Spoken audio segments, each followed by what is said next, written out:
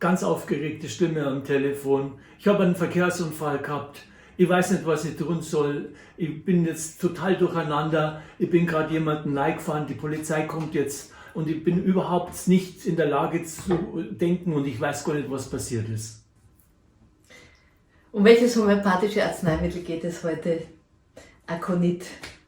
Herzlich willkommen bei Lebendiges Arzneiwissen mit meinem so erfahrenen Kollegen Josef Karl Graspointner.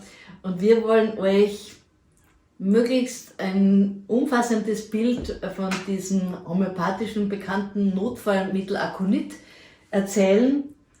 Was ist das Wesentlichste, Josef, was hier in dieser prägnanten Situation auch mit dir am anderen Ende des Telefons das gemacht hat? Die Plötzlichkeit. Es kommt wie aus seinem heiteren Himmel, genau so wie es passiert ist. Man hat einen Sekundenschlaf, man rennt wo rein, man weiß überhaupt nicht, wie das passiert sein konnte. Plötzlich steht man da, der Airbag geht auf, man ist komplett durcheinander, man rennt aus dem Auto raus, man ist total aufgeregt, man kommt überhaupt nicht zum Denken, spürt plötzlich Atemnot, Druck auf der Brust, spürt, dass man nicht mehr klar ist im Kopf, hat Angst vor der Polizei, hat Angst vor dem Rettungswagen, merkt gar nicht, dass man überall blutet, rennt nur irgendwie wie ein aufgescheuchtes Huhn durch die Gegend und die hoffentlich Ersthelfer, die dann da sind dann da und halten erst einmal, sagen, ich bin da, beruhigt jetzt, setz dich erst einmal hin, pass jetzt einmal auf, jetzt schauen wir mal, dass wir das alles in Ordnung bringen, es ist ein Verkehrsunfall passiert, Gott sei Dank lebst du, Gott sei Dank leben die anderen und jetzt horchen wir zu, gibt es irgendjemanden, den wir verständigen können, gibt es jemanden, den ich anrufen kann für dich, dass ich den benachrichtigen kann und möglichst schauen, dass man mit dem Gespräch und mit einer ruhigen, freundlichen Stimme diesen Menschen ein bisschen Ruhe gibt. Das ist die erste Hilfe. Das ist das, bis der Notdienst kommt. Wenn eine stark blutende Wunde ist, möglichst schauen, dass man Verbandskasten raus tut, dass man die schon mal ein bisschen abdrückt bzw. verbinden tut. Den Patienten fragen, wo es ihm weh tut. Wenn er sagt, er hat so einen Druck auf der Brust, dass man ihn richtig lagert, dass man ihm hilft, dass er seine Aufregung ein bisschen runterbringt. Es gibt hier auch einen wichtigen Punkt für diese Aufregung, der ist hier am Handrücken. Der ist zwischen dem Ringfinger und dem kleinen Finger. Dieser Punkt am Handrücken, das ist so eine Kuhle, den kann jeder drücken, wenn er zu so einem aufgeregten Patienten kommt. Der beruhigt den Herzrhythmus, weil das Herz rast bei so einem Unfall unbeschreiblich, 160, 170, 180 Puls, das ist gefährlich. Wir wissen aus der Unfallforschung, dass ungefähr 1/3 einer echten Notfallsituation die Menschen nicht primär an ihren Verletzungen sterben, sondern an den Folgen des Traumas und des Schocks, weil das Blut zentralisiert die Funktionen im Organismus, dass der Kopf durchblutet wird, dass die Organe durchblutet werden, funktionieren nicht mehr richtig. Und dieser Meisterpunkt des Herzens ist ein Akupressurpunkt aus der traditionellen chinesischen Medizin. Ich gebe den Tipp gerne weiter. Ich habe den von meinem Lehrer. Das ist ein wichtiger Punkt, den man drücken kann, der auf alle Fälle, wenn man auch nicht an traditionell chinesische Medizin glaubt, man hat Kontakt zu den Patienten. Jeder Ersthelfer, der sowas schon mal gelernt hat im Ersten-Hilfe-Kurs, wo ich euch alle einlade, macht alle 2 Jahre euren Ersten-Hilfe-Kurs. Das ist ganz wichtig, dass man da fit bleibt. Und wenn man den Kontakt zum Patienten hat, den halten tut und ihm das erklärt, du, ich drücke dir das, dass das Herz ein bisschen ruhiger schlägt, spürst du, dass es ein bisschen ruhiger wird, schnaufe mal tief durch. All diese Dinge sind absolut lebensrettend, unterstützend. Bis dann der Notarzt kommt, bis die Rettungssanitäter kommen, kann man das für den Patienten machen, wenn es irgendwie geht. Josef, bei mir ist jetzt auch gerade der Adrenalinspiegel gestiegen. Wir haben jetzt hier gerade auch ein kleines Problem mit der Kamera gehabt, wo so eine gewisse Kopflosigkeit bei mir eingetreten ist. Das scheint diese Energie von so einem Akonit-Zustand, von so einem Emergency-Zustand zu sein, oder? Ja, das ist die Energie. Weil das Cortison, das Adrenalin wird massenweise zur Verfügung gestellt. Das System macht ja was, um zu überleben, aber man kommt dann in diesen Fluchtreflex. Durch den Schock entsteht Flucht.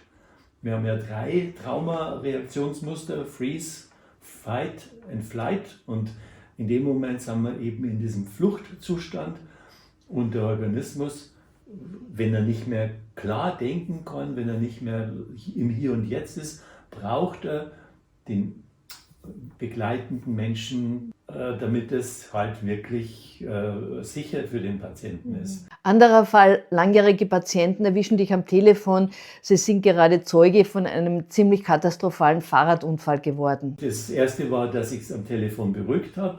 Dann ist ja die Rettung, der Notarzt, die Verletzungen, es sind Rippenfrakturen, es sind Beinverletzungen, Quetschungen am Bein. Also ein richtig schwerer Fall. Ich glaube, die Hüfte war sogar betroffen, dass sie gebrochen ist. Und das hat dann operiert werden müssen und alles. Und dann kommt der nächste Anruf von den Angehörigen. Die Patientin kann sich nicht beruhigen. Sie kriegt ihre Medikamente, wird ruhig gestellt, liegt auf der Intensivstation, aber die bringen die aus diesem immer noch akuten Zustand nicht raus.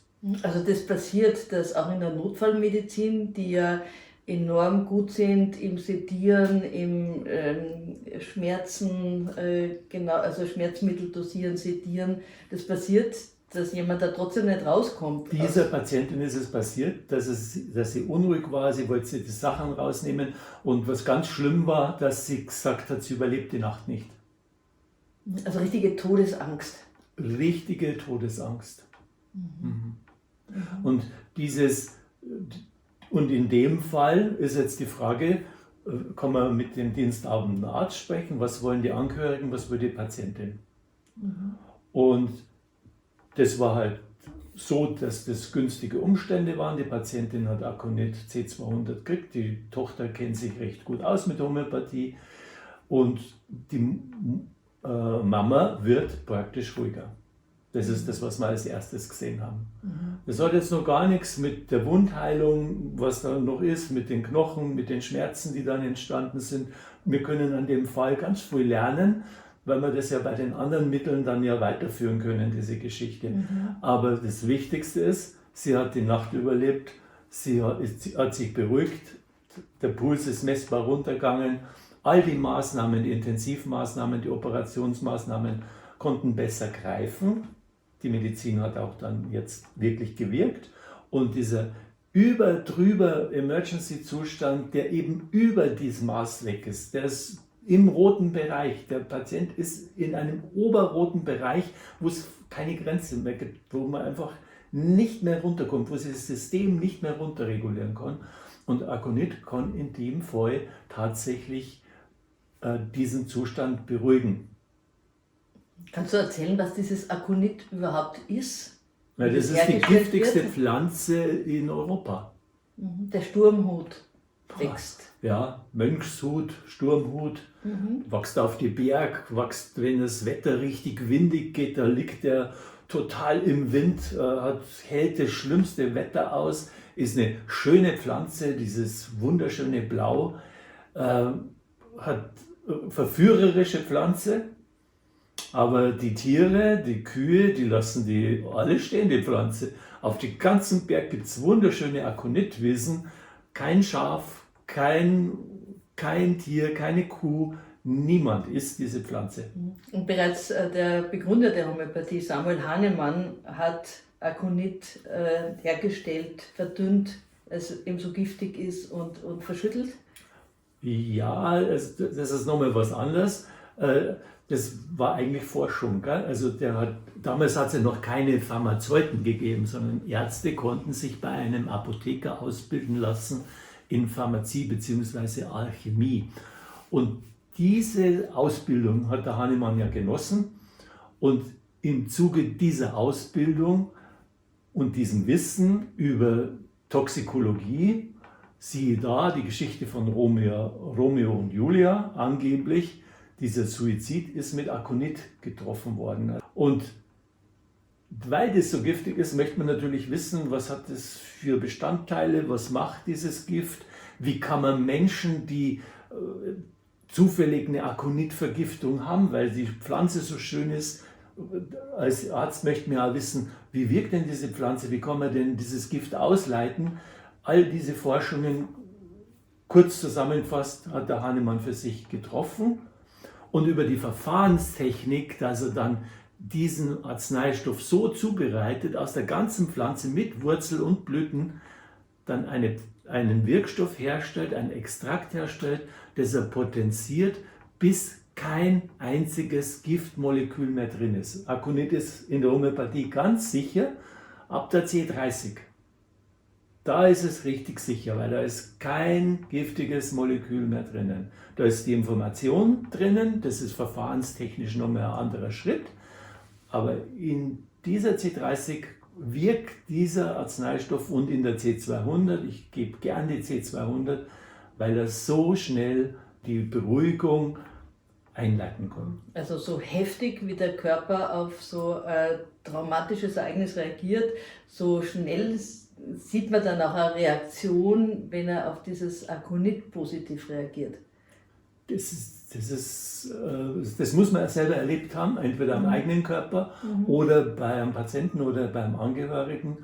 Und es mag sicher weiter untersucht werden. Also das ist halt weltweit schon Millionenmal verschrieben worden. Also diese Unfallgeschichte haben wir jeden Tag. Erdbebenopfer haben wir immer wieder auf dieser Erde. Was haben Erdbebenmenschen? Die haben entweder, sie frieren ein, die sitzen da und können sich nicht mehr bewegen.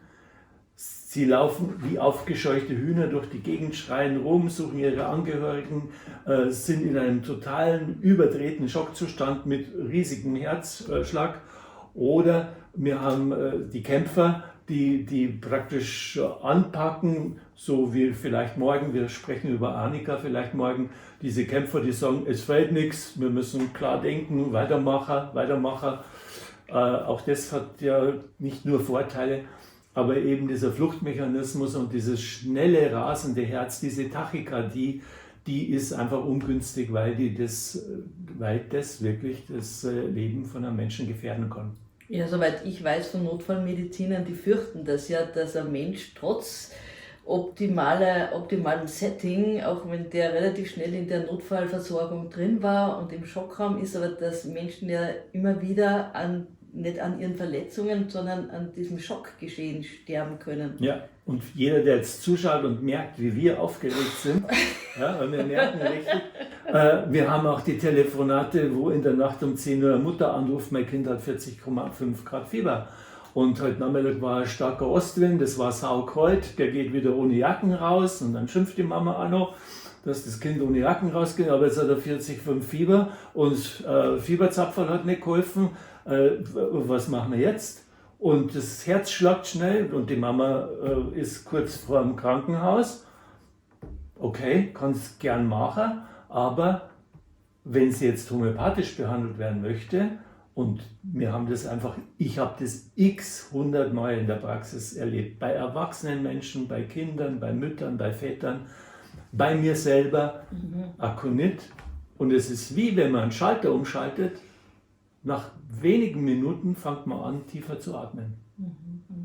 Wäre spannend auch, das in wissenschaftliche Versuchsreihen einzubauen. Sowas müsste sich ja gut erforschen lassen, weil das so prägnant ist und weil dieser Zustand auch wirklich gut erkennbar ist. Ja, finde ich schon. Also es geht bei Aconit nicht nur um diese wirklich dramatischen, lebensbedrohlichen Situationen von so einem Unfall, wie du beschrieben hast, sondern wir sehen es auch runternivelliert im ganz normalen Familienleben, diese Plötzlichkeit, diese Heftigkeit, die jetzt nicht lebensbedrohlich ist, aber sich so bedrohlich anfühlt, wenn ein Kind so plötzlich hohes Fieber hat. Ja. Oder bei Panikattacken. Nicht wenige Menschen, die mit Panik- und Angststörung zu mir kommen, wenn sie in so ein Flash kommen, also in so ein Gefühl von Retraumatisierung, in einen Flashback, wenn die da reinkommen, dann sitzen die im Auto, plötzlich rast das Herz bis auf 180 rauf, die können nicht mehr weiterfahren.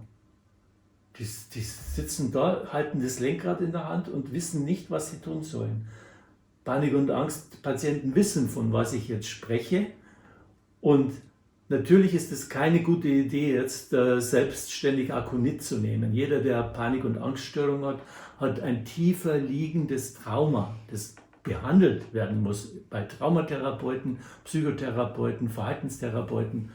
Und all diesen Therapeuten möchte ich sagen, wenn ihr mit einem Homöopathen, mit einer Homöopathin, mit einem homöopathischen Arzt, mit einer homöopathischen Ärztin, Heilpraktikerin zusammenarbeitet, ihr könnt diesen Patienten langsam aus dieser Retraumatisierung, posttraumatische Belastungsstörung, das sind die Schlagworte, könnt ihr mit Aconit unterstützend diese Flashbacks und diese Erregungen leichter machen.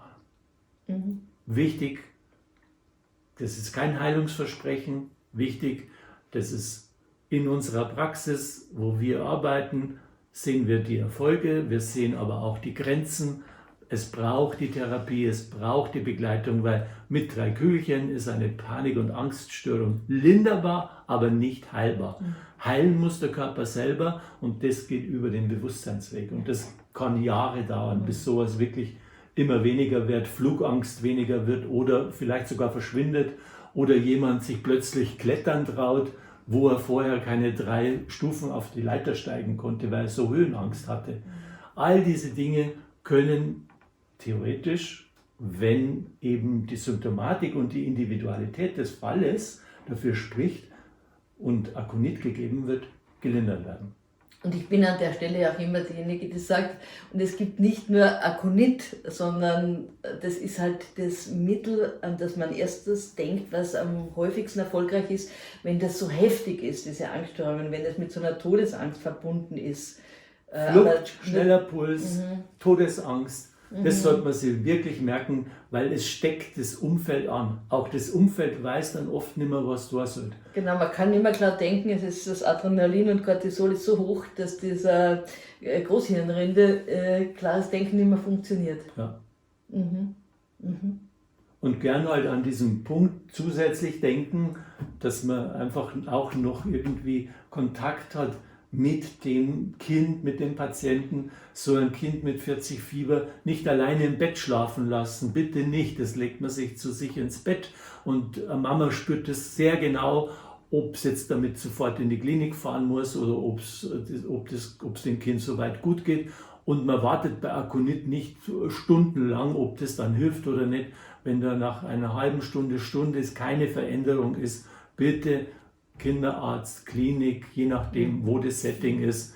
Wadenwickel natürlich, wenn man jetzt auf der Hütte ist, niemanden erreicht, kein Funk erreichbar ist, weil das Handy in einem Funkloch drinnen ist. Man muss ja an alle möglichen Situationen denken und deswegen liebe ich die Homöopathie, weil die kann man überall mitnehmen. Das ist kein schweres Gepäck.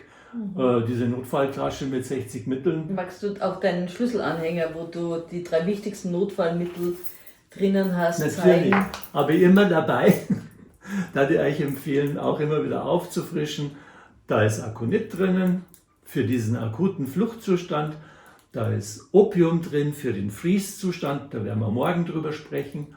Und da ist Arnika drinnen, um einfach Quetschungen und Prellungen und Schmerzen und diesen Zustand, der ganz anders ist wie bei Aconit, weil Arnika sagt, ich brauche keinen Arzt. Was, ihr braucht es mir jetzt nicht mit ins Krankenhaus nehmen, mir fällt nichts.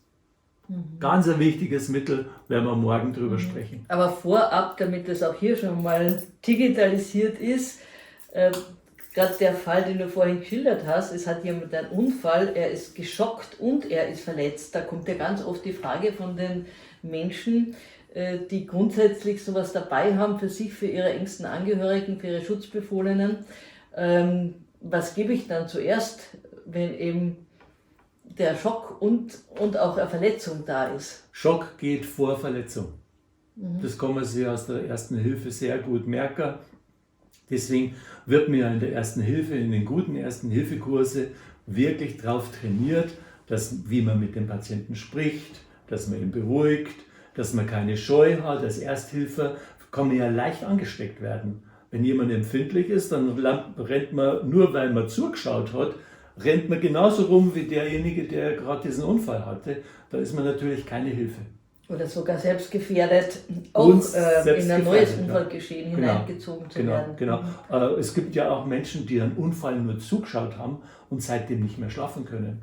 Jede Nacht aufwachen, der Unfall war so schlimm, das Herz rast, keine Nacht mehr schlafen. Die sind dann genauso betroffen von diesem Unfall und bräuchten dann tatsächlich für diese Angststörung, also für diese Panik, bräuchten es dann möglicherweise auch Akonit. Aber nochmal zu dieser sicher auch in unseren Kommentaren ansonsten mehrfach gestellten Frage. Schock geht vor Verletzung, also das heißt im Zweifelsfall zuerst Akonit geben in so einem Unfallsgeschehen, wenn man jetzt wirklich wo dabei ist und das auch geben darf, weil das die eigenen Schutzbefohlenen sind. Im Zweifelsfall zuerst Akonit und dann Arnika. Und dann vielleicht Arnika, wenn nicht Sickerblutungen gegen Arnika sprechen oder erst der Unfallarzt sagt, nein, jetzt gibt es überhaupt kein Mittel, weil wir müssen jetzt selber erstmal schauen, was es braucht. Dann muss man einfach da erst einmal abwarten und schauen, was die Klinik und die Notfall- und die Rettungsmedizin an Befunden diagnostiziert. Aber den Befund Herzrasen, Panik, Angst, hoher Erregungszustand, bis es nicht mehr aushaltbar ist für das System. Ich glaube, da ist jeder froh, wenn sich der Patient beruhigt. Ich habe nur keinen, ich habe Freunde, die Rettungssanitäter sind oder Ärzte, Intensivmediziner sind. Ich habe nur keinen erlebt, der das nicht versteht und sagt, also wenn das Akonit wirkt, ich weiß zwar nicht, wie es wirkt, das ist ja immer diese große Frage. Und hier nochmal an alle Skeptiker, lasst uns doch miteinander forschen und hört dieses ganze Gedöse auf. Die Praxis von über 200 Jahren spricht dafür, dass es Effekte gibt, die wirklich hilfreich sind, die den Menschen unterstützen können. Lasst uns arbeiten miteinander. Also das ist mir wichtig, dass man das aufhört. Es würde da Zuckerkügelchen plötzlich am Puls von 180 runterregulieren, innerhalb von 5 Minuten, bloß weil der Behandler so toll ist. Ich bin da gar nicht vor Ort, da ist vielleicht die Tochter vor Ort und die Tochter hat auch einen Puls von 180. Also da muss man einfach wirklich mal die Kirche im Dorf lassen und sagen, da gibt es Effekte, da ist eine tolle Medizin entdeckt worden, das ist sogar ein deutscher Arzt, der das entdeckt hat, das ist eine tolle Verfahrenstechnik, es nimmt den ganzen Wirkstoffen die Giftwirkung, wir schaden den Patienten nicht, wir können ihn sicherstellen, wir können einen richtigen, guten, sicheren Platz für den Patienten stellen, sodass man eben dann die Behandlung einleiten kann. Wichtig. Und die wirklich an vorderster Front um das Leben von Patienten kämpfen, die sind ja meistens aufgeschlossen oder für alles, was verantwortungsvoll und seriös praktiziert wird und nicht irgendwie nebulös oder hinter versteckten Türen, sondern wenn das offen kommuniziert wird, die sind ja... Und man sieht ja den Effekt. Und es gibt bestimmt auch Menschen, die was anderes brauchen wie Akonit. Also es ist nur das Häufigste und wir wollen da von der Pflanze, von dieser giftigen, schönen Pflanze einen Brückenschlag machen zu der Verfahrenstechnik in der Homöopathie. Warum das so wichtig ist? Weil diese Pflanze würde uns als Medikament komplett entfallen, weil sie so giftig ist, dass man sie in der Tinktur, also in der normalen Dosierung nicht verwenden könnte. Die ist zu toxisch, viel zu gefährlich einzunehmen. Man muss die entmaterialisieren und nur die Information fixieren, was dieses Verfahren von der Homöopathie ja macht, durch das Eintropfen in einem geschlossenen Raum immer sich wieder mit Wassermolekülen potenziert und es immer weiter potenziert wird und man diese Effekte bei akuten und bei diesen ganzen Geschichten, was Angst- und Panikstörung betrifft, ganz deutlich sehen kann. Und ich habe viele Patientinnen und Patienten mit Angst-Panikstörungen, die auf ihr Akonit schwören und das nicht erst seit 2 Monaten, sondern seit über 30 Jahren. Und nachdem du ein Homöopath bist du ja auch am Wochenende und außerhalb der normalen Praxiszeiten erreichbar ist für seine Patienten, hast du auch entsprechend viele Notfalltelefonate und Notfallsituationen schon begleitet und siehst ihm immer wieder für diesen aufgelösten Panikzustand, für diesen Fluchtzustand das Akonit, der wirklich so oft sich so als hilfreich erwiesen hat. Ja. Und es kann jeder Arzt sich hier hereinsetzen und mir wochenlang über die Schultern schauen, ob das stimmt, was ich sage. Das ist mir ganz wichtig. Ich bin transparent. Ich würde das hier nicht in die Kamera reinsprechen, wenn ich es nicht x-mal erlebt hätte. Und meine Kolleginnen und Kollegen stellvertretend haben das Gleiche erlebt. Und die indischen Ärzte haben das Gleiche erlebt.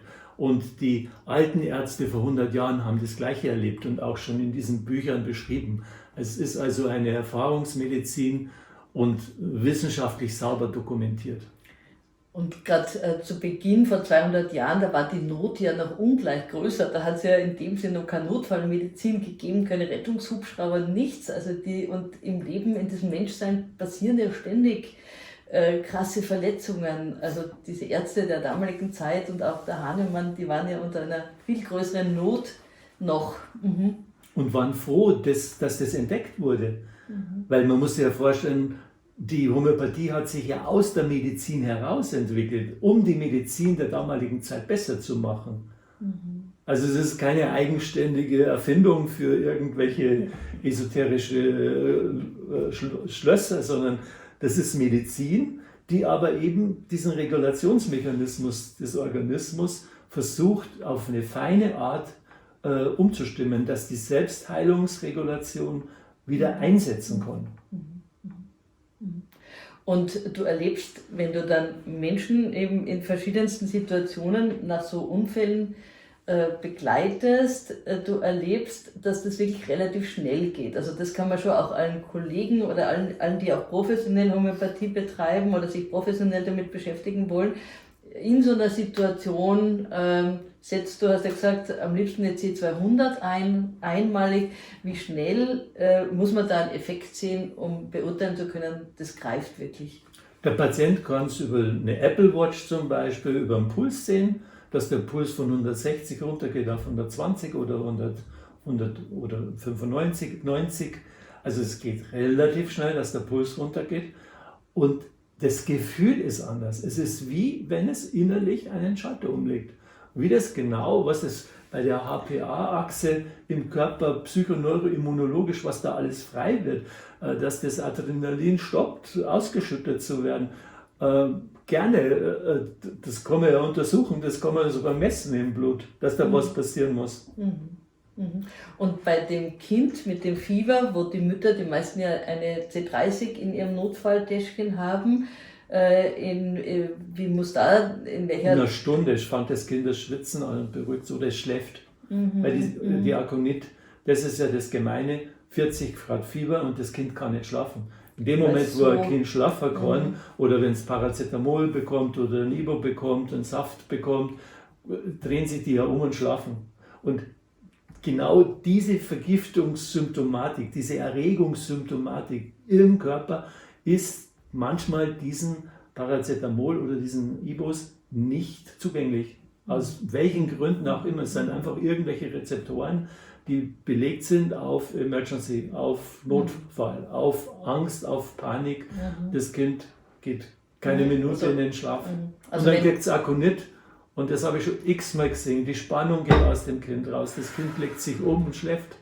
Wer das einmal erlebt hat bei seinem eigenen Kind, der weiß, was ich meine. Wer das x-mal mit unterschiedlichsten Patienten, mit unterschiedlichsten Menschen, aber in der gleichen psychoneuroimmunologischen Situation, in der gleichen Situation erlebt hat, der sagt, also das Akonit gebe ich nicht her, das bleibt in meiner Hosentasche. Das habe ich immer bei mir, bei jeder Skitour, bei jedem Autofahren, bei jedem Urlaub. Diese Schlüsseltasche mit den Mitteln ist immer dabei.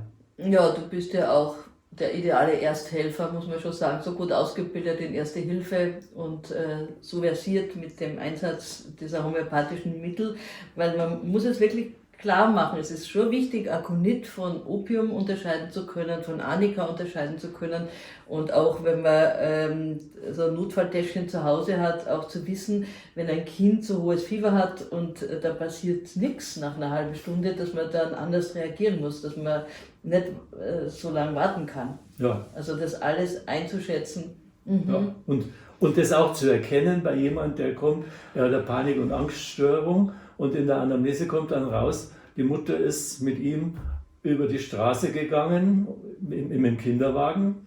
Der Patient war im Kinderwagen, ein Auto schießt um die Ecke und fährt den Kinderwagen raus und das Kind fliegt aus diesem Kinderwagen raus und dieser Schreck, diese Todesangst der Mutter und diese Todesangst des Umfeldes. Als Baby sagt mir, hat doch das gar keine Erinnerung, das war ja erst 6 Monate alt. Pustekuchen, bis heute trägt dieser Patient diesen Schock in sich drinnen. Und was Akonit dann in hohen Potenzen da im psychoneuroimmunologisch im System günstig beeinflussen kann, wenn man das dann erkennt, dass man auch hier für so chronische alte Geschichten Unterstützung geben kann. Also es ist ein Segen.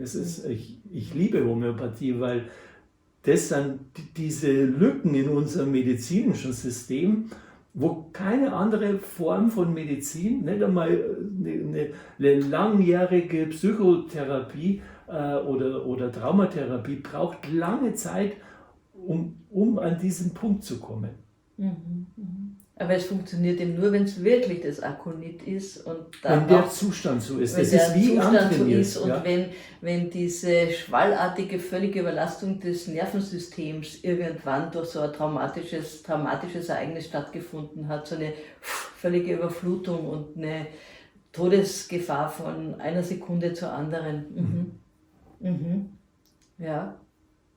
Also dieses Vorurteil oder diese Meinung, dass Akonit in der Homöopathie in erster Linie für diese Akut-Schocksituationen nur ist, das stimmt nicht, wenn man so langjährige Praxis hat und es sieht, dass das sehr wohl auch so ein Ursprungstrauma vorsprachlich in der Kindheit eben einer Angststörung zugrunde liegen kann und dann auch noch 30, 40 Jahre später, das braucht natürlich diese professionelle Begleitung, weil da muss man genau wissen, wie gibt man das dann. Das ist nichts für Laienhomöopathie, muss man realistischerweise sagen. Das ist dieser Prozess, gemeinsam mit den Therapeuten begleiten. Ja, und gerne Quali-Zirkel Traunstein, Kompetenzzentrum Homöopathie, kann jeder teilnehmen, kann jeder mitlernen. Jeder ist herzlich eingeladen. Gemeinsam Gesundhaus und die gemeinsam Gesundgruppe, die Müttergruppe, jeder kann voneinander lernen, Schwarmintelligenz bilden und wir können uns langsam an diese feinen Wirkstoffe hinarbeiten, wo wir sie einsetzen können und wo ihre Grenzen sind. Das ist mir ganz wichtig. Es funktioniert ja nicht alles so, wie sich vielleicht manche Menschen vorstellen. Wir sind ja sehr vorsichtig, sagen das ja auch. Aber ich will auch nicht dieses Licht unter den Scheffel stellen, weil es ist großartig, was dieses Akonit helfen kann. Ja, Josef, ich glaube, es ist wichtig, dass alle, die uns jetzt hier zuhören, wissen, dass es dieses Akonitum gibt. Auch wenn viele sagen werden, ja, wenn so eine krasse Situation ist, bin ich ohnehin überfordert, sinnvollerweise. Aber dass man weiß, es gibt dieses Akonit für Zustände nach Situationen, die potenziell schwerste Traumata hinterlassen können. Weil da hast du ja auch noch viele andere Sachen gesehen in deiner Praxis, wo du wirklich helfen konntest mit dem Akonit. Kannst du noch so ein bisschen noch einige Situationen oder Zustände von Patienten hier uns noch abschließend erzählen? Messerstecherei, Trauma beim Zusehen dieser Messerstecherei nach Operationen, wenn der Patient nicht gut genug sediert ist, also dass praktisch noch der Patient mitbekommt, was der Chirurg gerade am OP-Tisch sagt, möchte ich nicht mehr drauf eingehen, aber da gibt es halt auch ungünstige Situationen und da können Todesängste entstehen. Diagnosen können Todesängste auslösen. Man muss auch aufpassen, wie man eine Diagnose am Patienten sagt und welcher Patient und was hört der Patient, weil das ist ja auch nochmal, ich sage vielleicht was und jemand, der jetzt zuhört, hört ganz was anderes, als was ich meine oder was ich sage. Also das kann eben triggern und das kann praktisch dieses Angst und Panik, diesen Fluchtmechanismus, diese Traumasituation auslösen. Und also auch mittelfristig. Es gibt ja dieses akute Unfallgeschehen, wo jemand wie aufgescheuchtes Huhn durch die Gegend rennt und dann eben diese langfristigen, was ganz lang schon zurück ist, aber auch dieses mittelfristige. Es war vor 2 Wochen, hat ein Mensch zuschauen müssen bei einer Messerstecherei oder hat 2 Wochen vorher eine Krebsdiagnose gestellt oder eine bekommen. Vergewaltigung erlebt, leider furchtbar. Und in welchem Zustand siehst du die Menschen dann? Die sind schlaflos in der Nacht, oder? Schlaflos, erregt, die Beruhigungsmedikamente und das, was sonst als Hilfestellung ja da ist, gibt es ja genug, wirkt nicht ausreichend, hilft nicht ausreichend. Vor allem gehen die Bilder nicht weg. Es braucht natürlich die traumatherapeutische Begleitung, die psychotherapeutische Begleitung und die Homöopathie ist eine große Unterstützung, kann wirklich total gut helfen. Was man nicht vergessen darf, sind die ganzen Zahnarzttraumas. Manche haben dann plötzlich was erlebt, wo sie nicht mehr zum Zahnarzt gehen, ist ungünstig. Und Akonit kann helfen, dass ich wieder Vertrauen in meinen Zahnarzt bekomme. Habe ich schon ein paar Mal erlebt. Ja, also ist ja nichts vom Kopf her, überhaupt nichts Lebensgefährliches, zum Zahnarzt zu gehen. Dann, aber Gar die nicht, Leute sind so hilfreich. traumatisiert, dass es einfach nicht geht. Ne? Ja. Für jemanden, der sich damit beschäftigen möchte, herzlich eingeladen. Gell? Wir sind da. Schreibt in die Kommentare eure Fragen. Gern auch eure Erfahrungen, weil Homöopathie, wir verstehen das auch, dass Leute, die noch nie damit in Berührung gekommen sind und vielleicht auch aus einem sehr starken wissenschaftlichen Kontext kommen, dass sie sagen, das ist Humbug, das ist Blödsinn, weil ich verstehe es selbst, man muss es erlebt haben, diese Wirkung, was da passiert, wenn ein homöopathisches Mittel wirklich in Resonanz geht. Und gerade in Akutsituationen, das werden wir auch bei den anderen Verletzungsmitteln auch sehen, je akuter es ist, desto besser kann man auch das passende homöopathische Mittel, die Wirkung erleben.